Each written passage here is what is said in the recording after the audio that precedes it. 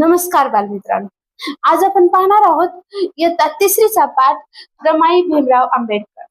हा पाठ सुरू करण्या अगोदर आपण जाणून घेऊ या रमाई होत्या कोण. महामानव, भारतरत्न डॉक्टर बाबासाहेब आंबेडकर या महापुरुषाच्या त्या पत्नी होत्या.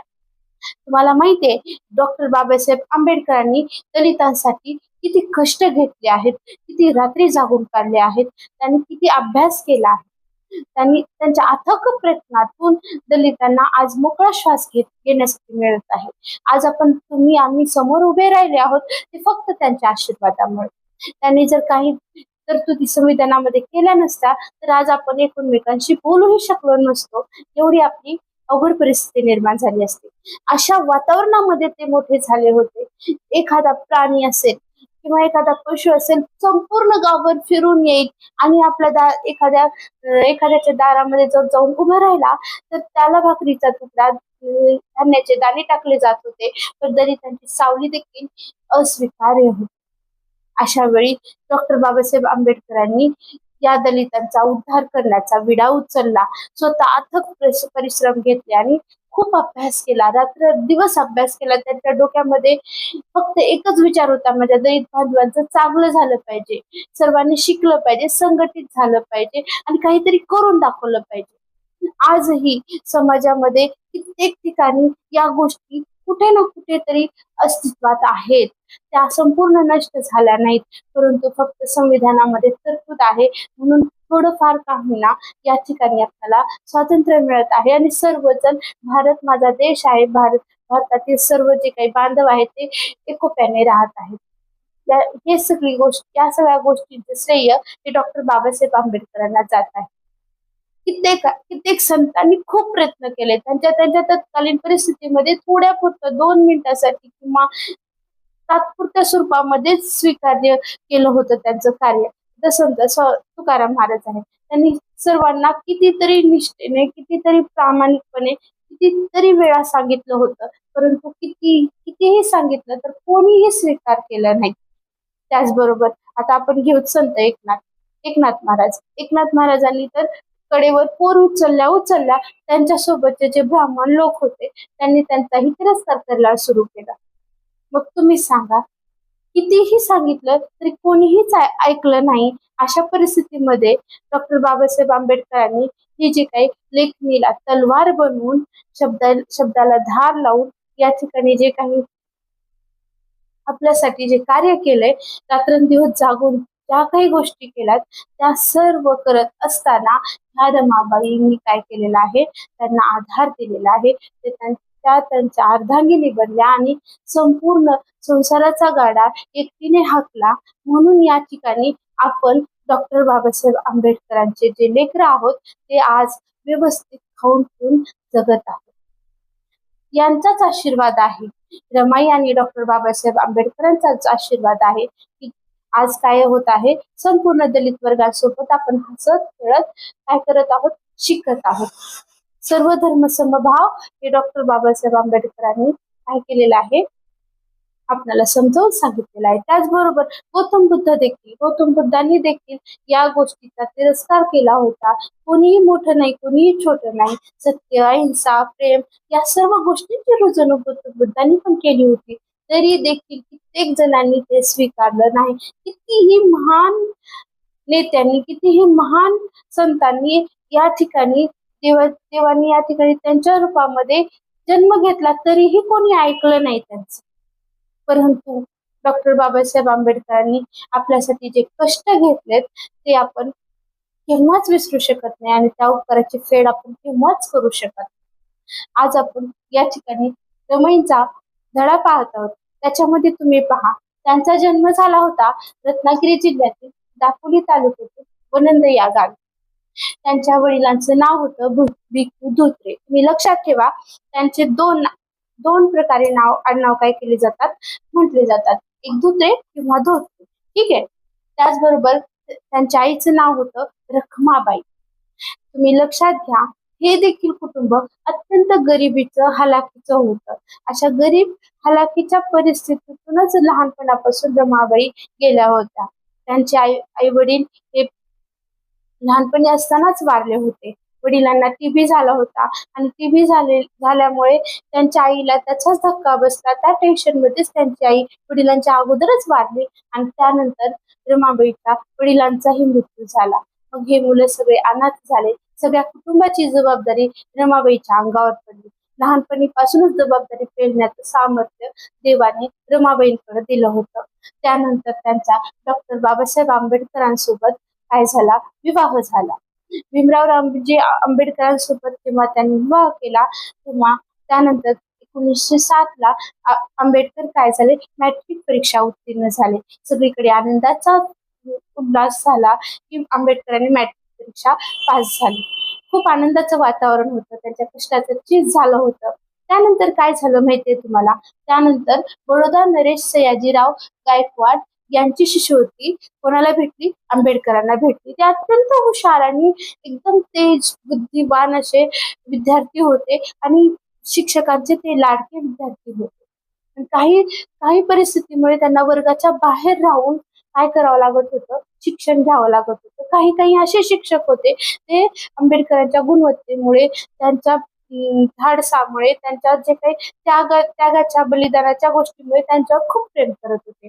काही शिक्षक असे होते की ते त्यांच्या, जसं की आता एकनाथ महाराजांनी काय केलं होतं, एकनाथ महाराजांनी एक दलिताचं मूल काय केलं होतं, कडेवर उचलून घेतलं होतं. त्यावेळेस कितीतरी समाजकंटकांनी त्यांना बोलले होते आणि त्यांना आंघोळ करायला सांगितली होती. अशा प्रकारे जेव्हा त्रास होतो तेव्हा कितीही चांगलं मन असलं ना, कितीही विद्यार्थ्याबद्दल आवड असली ना, तर त्या शिक्षकाला त्यांना जवळ करता आलं नाही. अशा प्रकारे पण काही गोष्टी झालेल्या आहेत. ठीक आहे. तर बडोदा नरेश सयाजीराव गायकवाड यांची शिष्यवृत्ती त्यांना मिळाली आणि पदवीसाठी ते अमेरिकेला गेले आणि त्या ठिकाणी ते निष्ठेने आणि अत्यंत कष्ट करून या ठिकाणी त्यांनी अभ्यासाला सुरुवात केली. पण काय झालं, त्यानंतर त्यांचे वडील रामजी आंबेडकर आणि त्यांचे भाऊ आनंदराव आंबेडकर यांचं निधन झालं. तुम्ही लक्षात ठेवा, निधन कोणाकोणाचं झालं होतं? आनंदराव आंबेडकर आणि त्याचबरोबर डॉक्टर बाबासाहेब आंबेडकरांचे वडील कोण होते? रामजी आंबेडकर यांचं निधन झालं होतं. त्यामुळे संपूर्ण कुटुंबाची जबाबदारी जी आहे ती आता एकट्या रमाबाईंनाच काय करावं लागत होती, पेलावी लागणार होती. आता त्यांची झालेली जी काही आनंदराव आंबेडकर होते, त्यांची झालेली जी विधवा पत्नी आणि त्यांचा जो मुलगा होता, त्यांच्या पोषणाची जबाबदारी देखील रमाईंवरच पडली. मग कोणतीही कुरबुर न करता, कसल्याही प्रकारचं काही मनामध्ये द्वेष न बाळगता या ठिकाणी त्या आपल्या भाऊजाईला आणि त्या मुलाला, आंबेडकरांच्या भाऊजाईला आणि त्यांच्या मुलाला त्यांनी व्यवस्थितरित्या काय केलेलं आहे, सांभाळलेलं आहे, कोणतीही कुरबुर न करता. आता त्यानंतर काय झालं, आंबेडकरांनी एकच वेळा उचलला होता की दलितांचा उद्धार करायचा. दलितांचा उद्धार करत असताना त्यांना अत्यंत कठीण परिस्थितीमधून जावं लागलं. त्यांना एक तर रमाबाईंना सोडून जावं लागलं होतं. मग त्यावेळेस अन्नाविना, पैशाविना त्यांची जी काही तारंबळ होत होती, त्यांना जे काही कष्ट सोसावे लागत होते, त्यावेळेस ते बाहेर जाऊन काम करत आणि मिळालेल्या पैशातून कुटुंबाचा उदरनिर्वाह करत होता. त्यावेळेस त्यांनी कसल्याही प्रकारची डॉक्टर आंबेडकरांना तक्रार केली नाही. कारण त्यांना माहित होतं, त्यांनी आपणाला अर्पण केलं होतं आंबेडकरांना. आंबेडकरांनी आपल्यासाठी काम करायला सुरुवात केली म्हणून या ठिकाणी दलितांच्या उद्धारासाठी या रमाईंनी स्वतःच्या सुखाचा त्याग केला जाता. म्हणूनच त्यांना काय म्हटलं जातं? मितभाषी, दृढनिश्चयी. त्यांनी दृढनिश्चय कशाचा केला होता? दृढनिश्चय केला होता की आंबेडकरांना आपण काय करायचंय, बाबासाहेबांना आपली साथ पूर्ण द्यायचे. हा दृढनिश्चय केलेला त्यांनी शेवटपर्यंत टिकवला. त्याचबरोबर कर्तव्यनिष्ठ, स्वतःवर जी काही जबाबदाऱ्या पडल्यात, जी काही कर्तव्य पडलेत, ते कर्तव्य पूर्णपणे पार पाडली होती. त्याचबरोबर ते स्वसुख त्यागी होत्या. स्वतःच्या सुखाचा त्यांनी त्याग केला होता. अशातच यानंतर काय झालं, त्यांनी काय केलेलं आहे, मसुदा समितीचे अध्यक्ष झालेत. आपल्या भारताची राज्यघटना लिहिण्यासाठी जेव्हा सुरुवात झाली, त्यावेळेस मसुदा समितीचे अध्यक्ष म्हणून डॉक्टर बाबासाहेबांना निवडण्यात आलं आणि ते राज्यघटनेचे शिल्पकार देखील गणले जाऊ लागले. कारण त्यांनी अत्यंत हलाखीच्या परिस्थितीमध्ये आपल्या सर्व देशांच्या राज्यघटनेचा अभ्यास करून अत्यंत चांगल्या रीतीची या ठिकाणी काय केलेली आहे, मसुदा समितीचे अध्यक्ष म्हणून आपलं संविधान लिहिलेलं आहे. म्हणून या ठिकाणी आंबेडकरांना भारतीय राज्यघटनेचे शिल्पकार असं म्हटलं जातं. ठीक आहे. आता या ठिकाणी त्यानंतर काय केलं त्यांनी, बहिष्कृत कार्यकारिणी सभेची या ठिकाणी निर्मिती केलेली आहे. बहिष्कृत कार्यकारिणी सभेची निर्मिती कशासाठी केली, तर पददलितांचे स्वावलंबन, पददलितांना स्वावलंबन मिळावं म्हणून त्या ठिकाणी त्यांनी बहिष्कृत कार्यकारिणी सभेची काय केलेली आहे, स्थापना केलेली आहे. त्यानंतर या ठिकाणी वसतिगृहे, दलितांचे जे आत्मोद्धार आहे ते होण्यासाठी वसतिगृह पण निर्माण केली. स्वतःच्या सुखाचा, स्वतःच्या संसाराचा कसलाही विचार न करता हे रमाई आणि त्याचबरोबर भीमराव रामजी आंबेडकर या दोघांनी काय केलेलं आहे, आपल्यासाठी, आपल्या भारत देशासाठी खूप मोठ्या सुखाचा त्याग करून संसाराची आणि सुखाची कसल्याही प्रकारची पर्वा केली नाही. त्याचबरोबर तुम्हाला लक्षात येईल, जेव्हा धारवाड वसतिगृह होतं त्या ठिकाणी रमाई काय केलं होतं, सहज भेट द्यायला गेलं होतं. भेट द्यायला गेल्यानंतर काय झालं, त्या ठिकाणी त्यांनी चौकशी केली, पाहिलं तर काही अन्नाचा कणही वसतिगृहामध्ये शिल्लक राहिलेला नव्हता. जेव्हा ते गेले वसतिगृहामध्ये, जे स्वयंपाकघर असतं त्या ठिकाणी पाहायला गेले तर काहीच नाही, मुलं जेवली नाहीत, काही नाही, उपाशी आहेत. अशा वेळी त्यांनी एकच काम केलं, त्यांच्या हातामध्ये सोन्याच्या बांगड्या होत्या. कसल्याही क्षणाचा विलंब न करता हातातील सोन्याच्या बांगड्या काढल्या आणि त्यांनी काय केलं, त्याच्यामधून किराणा मालाचं सामान आणायला लावलं, किराणा भरला, स्वयंपाकाची तयारी केली, व्यवस्थित जेवण तयार करून आणि परत अजून वर्षभर अन्नधान्य पुरेल याची व्यवस्था करून त्यांनी काय केलेलं आहे, सर्व मुलांना स्वयंपाक करून प्रेमाने जेवू घातलं. त्याच्यामुळेच त्यांना काय म्हटलं जातं, दीनदलितांच्या आई आणि बहुजनांच्या सावली म्हटलं जातं. रमाबाईंना काय म्हटलं जातं, दीनदलितांच्या आई आणि बहुजनांच्या सावली. त्यांनी मायेने, प्रेमाने दलितांना स्वीकारलं. आपल्या दलित बांधवांना, आपण जी काही लेकरं होतो दलित, त्यांना प्रेमाने स्वीकारलं आणि ज्या पुढच्या पिढी आहेत त्या सर्वांना कसल्याही प्रकारचा अन्याय होऊ नये, कसल्याही प्रकारचा त्रास होऊ नये याच्यासाठी स्वतः त्यांनी त्रास घेतला. अशा रमाई या महानच होत्या आणि महानच आहेत आणि महानच राहतील. ठीक आहे. आता या ठिकाणी त्यांनी जे कार्य केलेलं आहे त्या कार्यामध्ये एक गोष्ट लक्षात घ्यायची आहे की रमाबाईंनी आपल्या पतीला, म्हणजे आंबेडकरांना, कसल्याही प्रकारची किंमत तक्रार केली नाही. त्यांना साडी नसेल, दागिने नसतील, त्यावेळेस त्यांनी कोणत्याही प्रकारची कुरबुर केली नाही. कारण त्यांना माहित होतं, साडीपेक्षा आणि कोणत्याही दागिन्यापेक्षा ते महान कार्य, रत्न मिळवण्याचं कार्य हे बाबासाहेब करत आहेत. माझं खरं सोनं म्हणजे आंबेडकरच आहेत, असं त्यांनी हसून स्वतःच्या मनावर बिंबवलं होतं. आणि त्या ठिकाणी त्यांनी दृढ निश्चय घेऊन त्या ठिकाणी दलितांचा आत्मोद्धार व्हावं, पददलितांचं स्वावलंबन व्हावं, यासाठी या रमाईंनी आणि आंबेडकरांनी फार मोठं कार्य केले. याच्या कार्याची जाणीव आपल्या सर्वांना राहिली पाहिजे. आणि या पाठातून आपल्याला हेच सांगायचा प्रयत्न केलेला आहे की आपण अभ्यास केला पाहिजे.